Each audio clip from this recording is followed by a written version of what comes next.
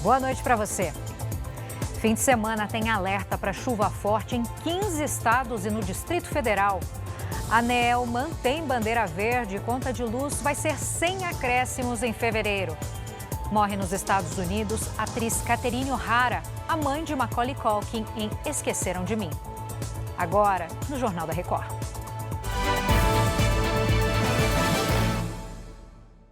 Oferecimento Bradesco. Precisou de dinheiro? Chama o Pix com crédito do Bradesco. Na próxima semana, o Congresso Nacional volta ao trabalho já com pautas prioritárias definidas. Assunto para o Yuri Ascar, que fala direto de Brasília. Yuri, o que os parlamentares vão discutir logo nos primeiros dias? Boa noite.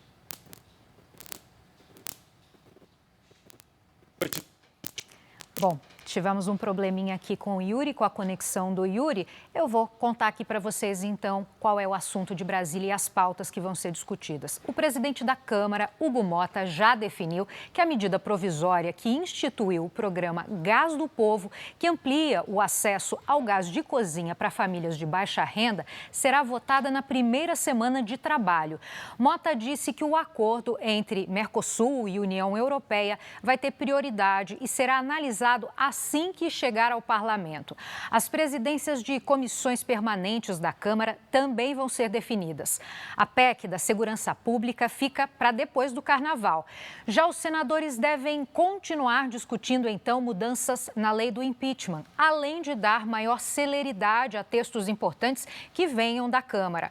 Como estamos em ano eleitoral, o primeiro semestre é fundamental para as votações no Congresso. A indicação de Jorge Messias ao Supremo Tribunal Federal está entre as prioridades. Na segunda-feira, o Supremo Tribunal Federal também retoma integralmente os trabalhos. O presidente Lula passou por uma cirurgia de catarata no olho esquerdo em Brasília. Em 2020, ele operou o olho direito pelo mesmo motivo. O presidente chegou ao hospital por volta das 7h30 da manhã. Segundo o Palácio do Planalto, a cirurgia foi bem sucedida. A catarata surge quando o cristalino, a lente natural dos olhos, fica opaca. Os principais sintomas são visão embaçada e visualização de cores mais amareladas. A doença acontece principalmente por conta do envelhecimento, mas também pode ser provocada pela exposição excessiva ao sol. A catarata é a causa mais comum de cegueira no mundo. Na cirurgia, o cristalino que ficou opaco é removido e no lugar é implantada uma lente que devolve a visão normal ao paciente. Em 2020, o presidente fez a mesma cirurgia no olho direito e desde que assumiu o terceiro mandato, Lula já passou por uma cirurgia no quadril em 2023 e por uma drenagem de um coágulo cerebral, formado depois de uma queda em 2024. O presidente deixou o hospital ainda pela manhã e foi para a residência oficial da Granja do Torto, onde deve permanecer em repouso e observação pela equipe médica durante o fim de semana. A recuperação é rápida. Lula deve retomar as atividades na segunda-feira. A ministra do Planejamento e Orçamento, Simone Tebet, participou de um evento em São Paulo e confirmou a saída do governo para concorrer nas eleições deste ano. Na conversa que tive com o presidente, a primeira, de pelo menos mais uma que terei ou no final da semana que vem, mas com certeza antes do Carnaval, é que eu deixo o Ministério do Planejamento e Orçamento até o dia 30 de março, ou quando o presidente definir, porque o presidente entende que eu sou importante no processo eleitoral, acho importante a minha candidatura. A taxa de desemprego caiu para o menor nível da história e o número de pessoas ocupadas também é o menor, aliás, o maior dos últimos 14 anos. A Anabel traz os detalhes para a gente. Boa noite, Anabel Reis. Boa noite, Giovana. Os números foram divulgados nesta sexta-feira pelo IBGE. O índice de desocupação fechou 2025 em 5,6%. O menor nível da série histórica, iniciada em 2012. Isso representa cerca de 6.200.000 pessoas sem emprego, 1 milhão a menos que em 2024. A trajetória de queda da taxa de desemprego foi sustentada pelo crescimento do mercado de trabalho, principalmente no setor de serviços. Já o número de ocupados cresceu quase 2% em relação a 2024 e chegou a 103 milhões de pessoas, novo recorde da série. O ano passado também registrou aumento na renda do trabalhador, que ganhou, em média, R$ 192 por mês a mais que em 2024. Giovana. Obrigada, Anabel. E as novas regras do Banco Central, que aumentam a segurança do Pix, entram em vigor na segunda-feira. Entre as mudanças está o bloqueio automático de contas que tenham denúncias de fraudes. A administradora, que presta serviço para condomínios, não estranhou quando um cliente pediu ajuda para fazer um pagamento de R$ 2.500. Ele falou que estava com problema no sistema, por isso que não conseguiria fazer videoconferência. E se eu poderia adiantar os pagamentos. Quando eu fiz o primeiro pagamento, me bloqueou. Ela descobriu que o aplicativo de mensagens do cliente tinha sido clonado. Contatou o banco, mas não conseguiu o dinheiro de volta. Na palma da mão, uma solução instantânea para fazer pagamentos, transferir dinheiro. Assim como o Pix entrou rapidamente na rotina de todo mundo, os criminosos também não demoraram a perceber a chance de levar vantagem.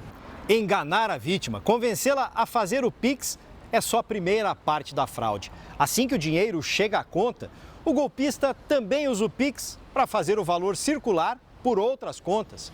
Uma forma do dinheiro ir sumindo, para não poder mais ser recuperado. Até agora, a devolução de valores só é feita a partir da primeira conta que recebeu o Pix. Se nessa conta não houver mais saldo, o dinheiro não é recuperado. Com a nova versão do mecanismo especial de devolução, quando o cliente informa no aplicativo do banco que foi vítima de fraude, o caminho do dinheiro passa a ser rastreado, mesmo que tenha sido distribuído por outras contas. Se a conta que receptora desse golpe ou dessa fraude foi uma conta laranja, ou seja, uma conta de passagem, e o recurso foi rapidamente enviado para outra, esse mecanismo ele vai ser capaz de seguir este fluxo financeiro para tentar recuperar esses valores. E para não cair em armadilhas, é importante estar alerta. Nunca passe qualquer informações das suas credenciais de acesso, nem o gerente da instituição financeira é autorizado a solicitar esse dado, e menos ainda aquelas informações dos tokens transacionais, pois são através desses dados que eles realizam as transações. O setor público brasileiro, que reúne União, estados e municípios e estatais, fechou 2025 com déficit de mais de 55 bilhões de reais. Esse valor mostra o quanto a arrecadação foi menor do que os gastos. Esse valor cresceu 15,5% em relação a 2024. Outro sinal de alerta é a dívida bruta do país, que atingiu 10 trilhões de reais. E segundo o Banco Central, o total corresponde a mais de 78% do PIB, que é a soma de todos os produtos e serviços produzidos. A Universidade Estadual Paulista, Unesp, divulgou o resultado final do vestibular 2026. São mais de 5.800 vagas em cursos de graduação. Os convocados na primeira chamada devem fazer a matrícula na semana que vem, entre os dias 2 e 4 de fevereiro. O governo de Minas ampliou para R$ 3.300.000 a multa aplicada à Vale por danos ambientais na região central do estado. Os vazamentos nas minas em Ouro Preto e Congonhas liberaram mais de 260 mil metros cúbicos de água e sedimentos, causando danos ambientais. A decisão foi formalizada nesta sexta-feira em reunião entre representantes do governo e executivos da empresa. O valor foi atualizado devido à reincidência em ocorrências semelhantes. Além da multa, o estado determinou a suspensão das atividades nas duas minas até que sejam comprovadas as condições de segurança e reparação. E olha, tem boa notícia para o consumidor. A Agência Nacional de Energia Elétrica anunciou que a bandeira tarifária verde vai continuar no mês de fevereiro. Ou seja, não vai ter cobrança adicional na conta de luz. Segundo a ANEEL, as chuvas da segunda quinzena de janeiro ajudaram na recuperação dos reservatórios das usinas hidrelétricas em várias regiões do país. Com isso, não será necessário acionar as termoelétricas mais caras. O sistema de bandeiras tarifárias foi criado em 2015 e reflete os custos da geração de energia. Quando está verde, não há acréscimo. Já nas bandeiras amarela e vermelha, os valores podem subir até quase R$ 8 a cada 100 kWh consumidos. O Instituto Nacional de Meteorologia emitiu um alerta laranja de perigo para tempestades em 15 estados e também no Distrito Federal até sábado.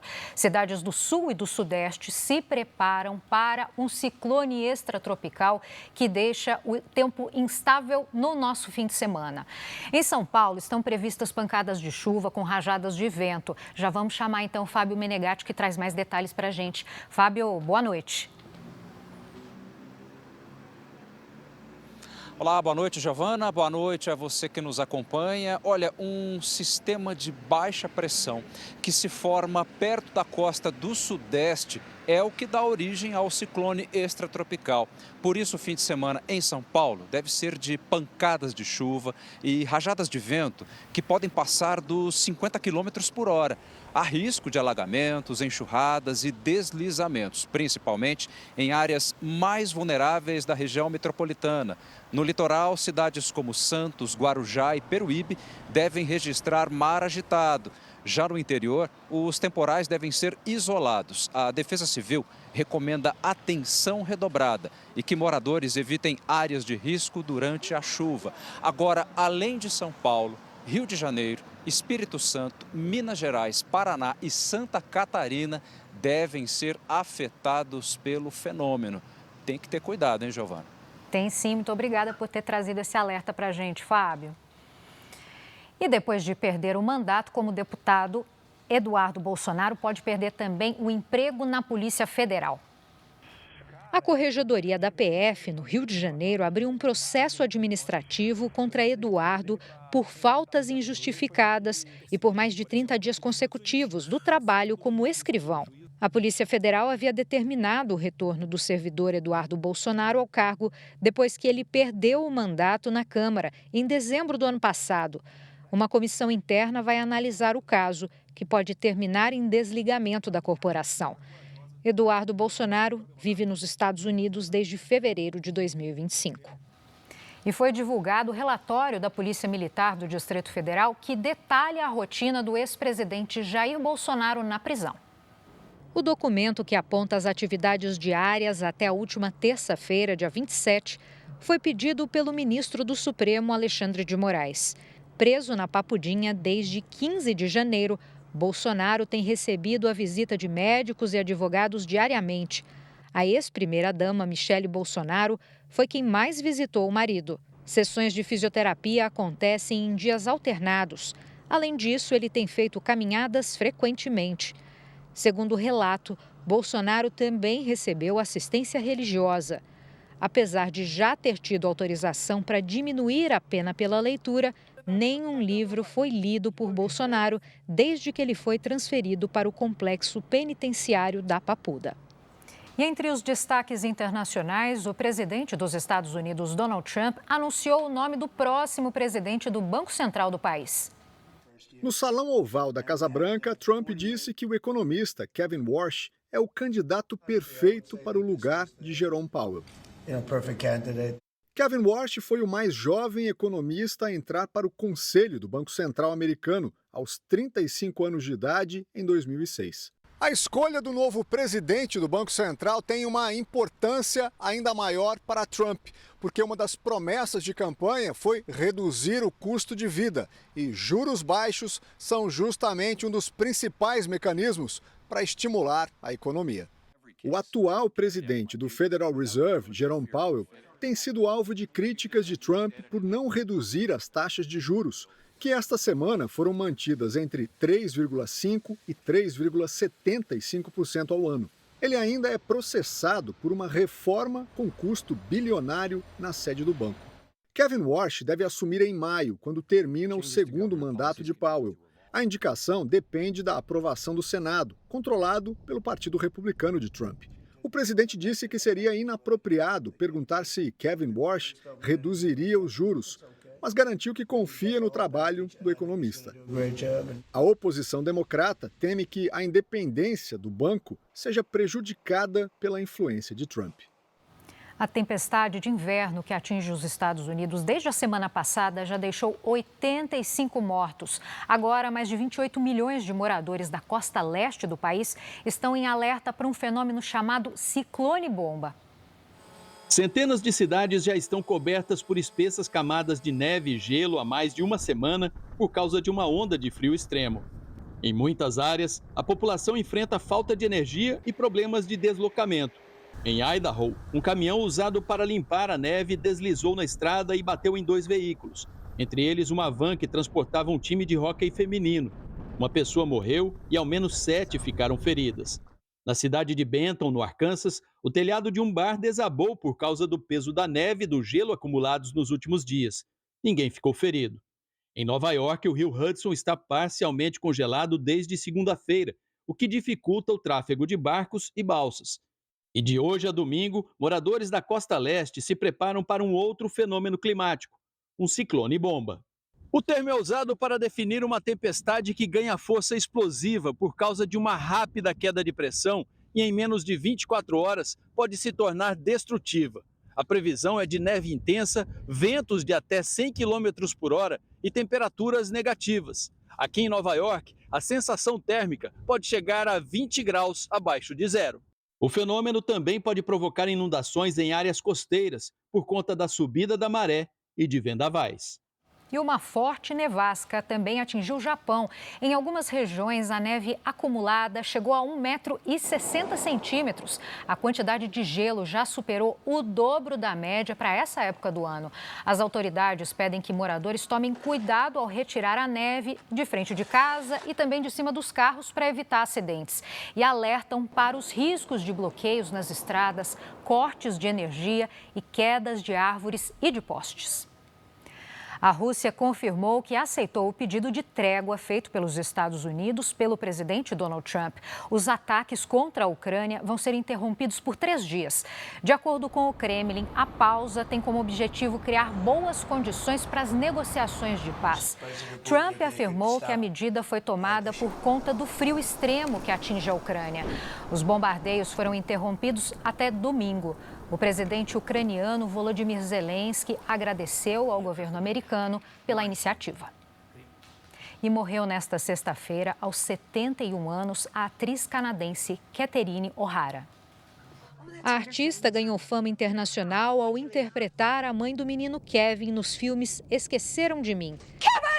Com uma carreira de mais de 5 décadas, Catherine O'Hara se consagrou como um dos principais nomes da comédia e também teve destaque em séries de TV americanas. Ela morreu nos Estados Unidos, onde morava. A causa da morte não foi divulgada. O ator Macaulay Culkin, que contracenou com a atriz em Esqueceram de Mim, publicou fotos ao lado de Catherine e uma mensagem dizendo: "Eu te amo, até logo". Catherine O'Hara deixa o marido e 2 filhos. E este foi o Jornal da Record. Você fica agora com Fala que eu te escuto. Uma boa noite.